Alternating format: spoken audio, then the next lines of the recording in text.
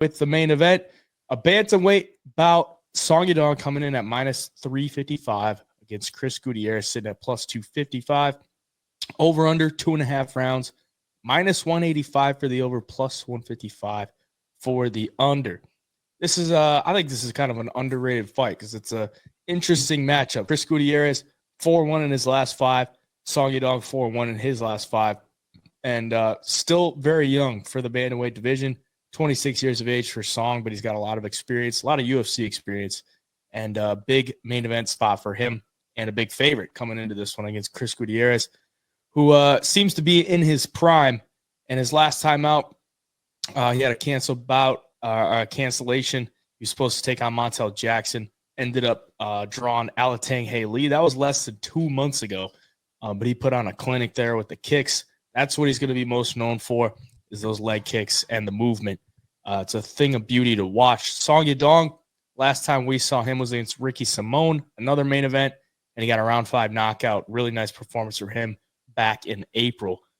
This is a good fight. I think there's the dog money is calling me a little bit on Chris Gutierrez if he could stay at range. Song Yadong is just so dang skilled in every aspect of the fight, the boxing, the wrestling, and just the overall skill set that he possesses. It's a tough thing to deal with for anybody in the bantamweight division. What are you thinking on this one?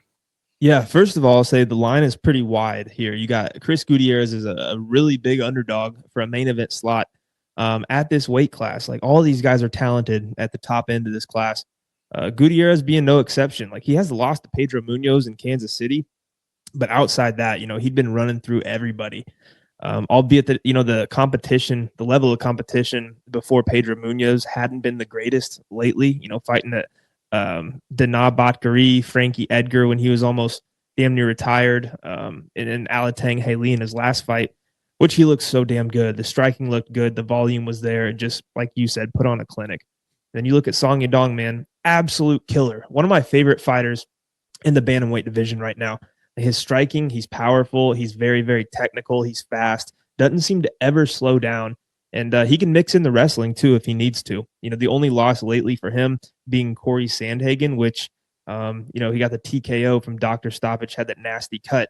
But, he definitely lost the fight, the majority of the fight, but it's not like he was completely outclassed or out of his realm. Like, he competed a little bit with Sandhagen. And in my opinion, outside the champ, aside, I think Corey Sandhagen's the best bantamweight in the world. He's just so damn good. So it's interesting to me when you match up their stats against each other.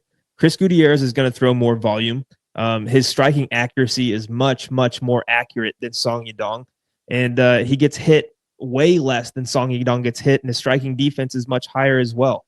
That leaves you to the wrestling. The wrestling, these guys are damn near even. Both guys aren't going to shoot a ton of takedowns. Both guys do have good takedown defense. So if you're looking at it on paper, Chris Gutierrez should not be this big of an underdog. It's actually kind of crazy. And if it stays at range, that's Chris Gutierrez's, that's his specialty. Striking at range, he's going to get the leg kicks going. I would worry about him getting countered off of those kicks, though, because Song's fast. He's not going to shy away from any exchanges in tight. And he's got the power to put you out. And we've seen Chris Gutierrez dropped in the Pedro Munoz fight and kind of got pieced up by a smaller dude there. So I do think Song Yadong is going to win the fight. However, I do think this is a hell of a lot closer than people are giving it credit for. I could see it being like razor close down to the end, and then Song maybe getting a late knockdown or something to sway the judges.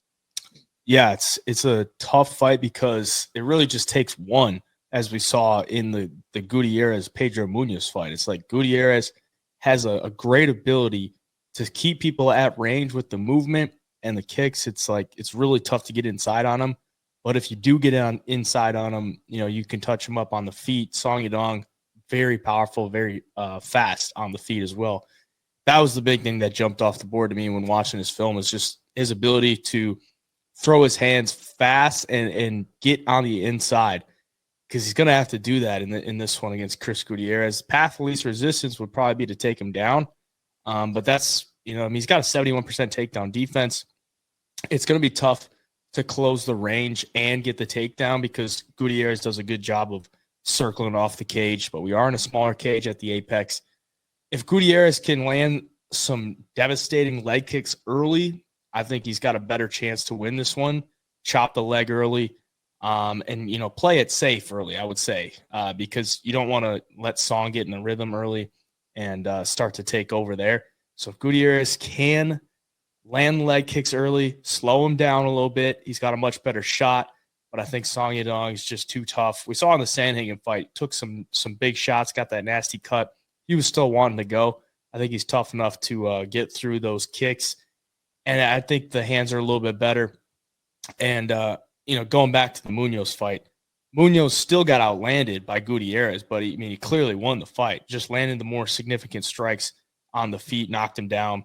And I think Song Yadong is able to possess that power to do the same thing and could find a later finish as well. That's something I'll definitely be eyeing, because I think Gutierrez is going to fight pretty smart early and try to feel this out, try to get in make it his his type of fight. And I think Song Yadong will eventually start to take over as the fight goes on. So he'll be the pick for me. Don't love the line, but nonetheless, he's going to be my pick this week.